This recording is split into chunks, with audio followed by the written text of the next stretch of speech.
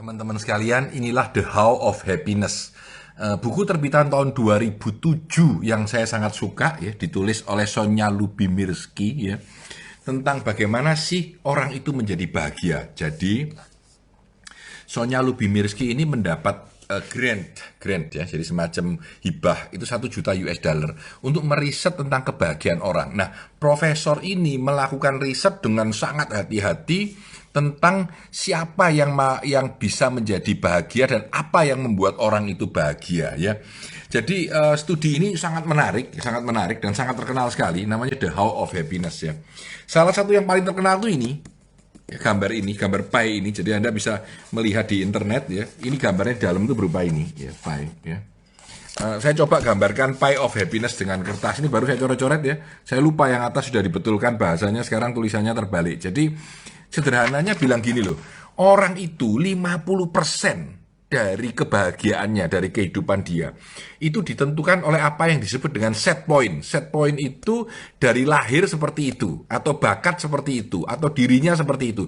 Jadi 50% dari kita itu nggak bisa dirubah apa-apa, karena dari sononya lahir sudah seperti itu. Karena itu ada orang yang gampang tertawa, ada orang yang gampang murung, gampang sedih, ya. Nah, itu set point. Nah, dia bilang bahwa yang mempengaruhi kita merasa bahagia karena kaya, karena cantik, karena punya rumah bagus, itu hanya 10%, ya. Apa yang disebut dengan circumstances. Jadi kalau 50% ini set point, 10% ini circumstances, ya. Nah, yang bisa kita perbaiki justru yang 40% ini. Jadi 40% ini disebut intentional activities. Jadi apa yang secara sadar kita lakukan itu mempengaruhi kebahagiaan kita sebanyak 40%. Jadi 40% kita dipengaruhi oleh perilaku kita yang sangat bisa kita rubah, ya. Yang sangat bisa kita rubah. Nah, 50% tadi sudah set, nggak bisa diapa-apain, ya. 10% itu tergantung kekayaan kita, tergantung lahir di keluarga seperti apa. Nah, yang 40% ini yang bisa kita utak-atik untuk kita optimalkan sehingga mencapai hasil yang paling maksimal. Nah, risetnya Sonja Lyubomirsky ini dalam bukunya The How of Happiness terbitan tahun 2007 ini, ya, dia bilang ada 6 kelompok besar. Saya akan jelaskan secara pendek aja dalam IG live yang pendek ini, ya. Jadi yang pertama, practicing gratitude and positive thinking. Jadi ketika kita bersyukur dan ketika kita mempunyai pikiran positif, itu kebahagiaan kita naik. Ya, jadi kalau kita merasa, aduh bersyukur loh hari ini aku masih bisa makan, aku masih seneng, ya, itu kebahagiaan kita naik. Nah, bagaimana mengetesnya? Jadi dia mencari orang, 20 orang, setiap sore itu disuruh menulis, saya bersyukur karena, dan dia harus menulis sesuatu, ya. Dan tiap hari disuruh menulis. Sementara kelompok yang 20 lain disuruh hal yang lain dan tidak disuruh lagi menulis seperti itu. Dan dampaknya adalah ternyata orang-orang yang menulis saya bersyukur karena ini, ternyata setelah lewat 2 minggu dia betul-betul lebih bahagia hidupnya. Ya, ini yang salah satu model pembuktian dia dalam riset-risetnya dia. Jadi bersyukur dan punya positive thinking, 2 ini nomor satunya, ya. Nah, itu yang membuat kita lebih bahagia. Nah, yang nomor dua, social connection. Jadi kita punya teman yang baik, kita punya sahabat yang menyenangkan, kita telepon dengan orang yang kita sukai. Ini social connection. Ini juga menimbulkan kebahagiaan. Jadi kita ketika punya teman yang banyak, ini sebuah riset, ya. Orang-orang yang bunuh diri itu kebanyakan nggak punya teman baik. Mereka yang punya teman baik biasanya tidak bunuh diri. Nah, ini contoh bagaimana riset itu dilakukan dan cukup keren, ya. Ini yang kedua. Yang ketiga, managing stress, ya. Jadi kalau Anda bisa memanage stress, hardship and trauma. Jadi kita kadang-kadang, kenapa sih bintang film yang kaya itu bunuh diri? Kenapa Jimi Hendrix bunuh diri?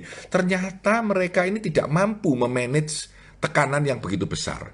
Setiap kita harus belajar untuk memahami bagaimana mempertahankan diri dalam menghadapi stres, hardship, and trauma. 3 hal ini, ya. Jadi kita harus punya mekanisme secara kita. Nah, itu yang harus dilatih, ya.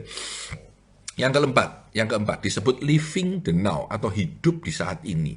Jangan selalu mikir masa depannya apa ya, atau tertarik pada masa lalu aku seperti ini, ya. Tapi justru harus fokus dan menikmati hari ini, saat ini, ya. Banyak buku yang berbicara tentang the power of now, Eckhart Tolle, ya, ada segala macam. Tapi intinya orang meditation itu juga bicara tentang the now. Jadi kita harus bisa menikmati hari ini, saat ini. Maaf. Ya, itu living the now. Nomor 5. committing to goal. Jadi ternyata orang yang komit dengan goal dalam hidupnya itu lebih happy. Jadi kalau aku punya tujuan melakukan sesuatu, itu akan membuat kita lebih happy. Jadi ketika kita punya goal, kehidupan kita lebih baik dan kita menjadi lebih happy. Itu yang kelima. Ya, dan yang terakhir keenam, taking care of your body and soul. Taking care of your body itu maksudnya apa sih? Pergi pijat yang nikmat, lihat pemandangan yang indah. Saya baru dari atas ya, di lantai 2. Nggak pernah saya biasanya gitu ya, duduk-duduk di tempat yang nyaman, melihat hawa yang enak, pemandangan yang bagus. Itu disebut taking care of my body. My soul bagaimana no? Kalau my soul ini misalkan pergi ke masjid, pergi ke gereja, ya bersembahyang, menikmati pagi hari, itu termasuk taking care of my soul. Jadi taking care of my body and my soul. 6 ini yang membuat kita menjadi bahagia. Tentu di dalamnya ada elemen-elemen lebih kecil.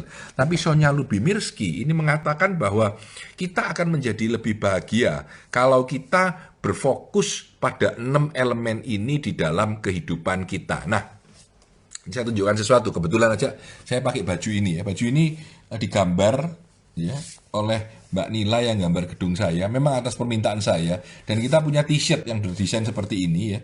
Gambarnya bear yang lucu dengan cangkir kopi dan ada pelangi yang masuk ke dalam cangkir kopinya ya. Pelangi yang masuk ke dalam cangkir kopinya. Waktu saya minta gambar ini, ada ide di benak saya bahwa ada cerita di mana di zaman dulu orang itu mencari kebahagiaan dan dia dapat berita bahwa kebahagiaan itu adanya di ujung pelangi. Dia pergi cari di ujung pelangi, tidak ketemu, tidak sampai pada ujungnya pelangi. Dia mati-matian mencari di ujung pelangi, terus pergi jauh sampai dia mencari dan lari dan kecapean dan mati. Teman-teman, orang bilang kebahagiaan itu ada di ujung pelangi.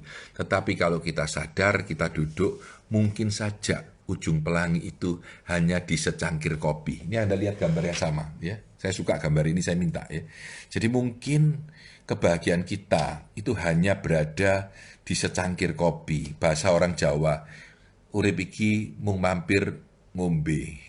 Oh, hidup ini hanya sekedar mampir minum secangkir kopi ya. Tapi dengan ini menggambarkan bagaimana kita sebenarnya kalau bersyukur, berpikir positif ya. Kita bisa menjadi orang yang jauh lebih bahagia, terutama di masa pandemi ini, di mana kita kadang-kadang stres di rumah saja. Maka konsep dari The How of Happiness yang ditulis oleh Sonya Lubimirski 13 tahun yang lalu ini sangat powerful, ya sangat powerful, di mana kita bisa memahami keenam elemen yang mampu membuat kita menjadi lebih bahagia. Saya Tanah Di Santoso, bahagia selalu untuk Anda.